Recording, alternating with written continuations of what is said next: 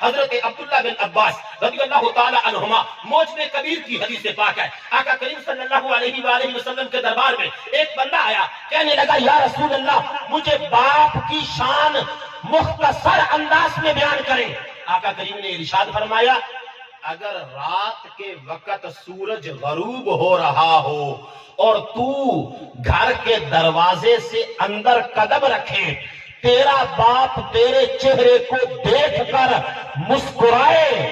تو تیرے چہرے کو دیکھ کر مسکرانے کی وجہ سے مسکرایا تیرا باپ ہے، رب نے اتنا انعام دیا ہے کہ تیرے کھاتے میں ایک غلام آزاد کرنے کا رب ذوالجلال نے ثواب لکھ دیا۔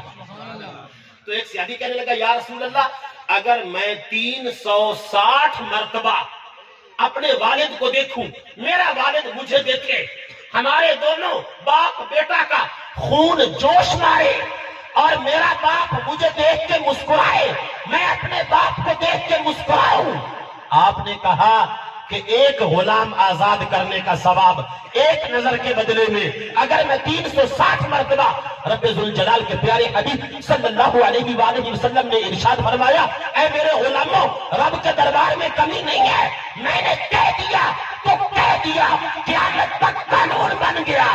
میں نے کہا ایک نظر سے ایک غلام آزاد کرنے کا ثواب ہے، اگر 360 مرتبہ تمہارا باپ تمہارے چہرے کو دیکھ کے خوش ہو جائے گا، رب ذوالجلال 360 غلاموں کو آزاد کرنے کا ثواب تمہارے نامہ اعمال میں لکھ دے گا۔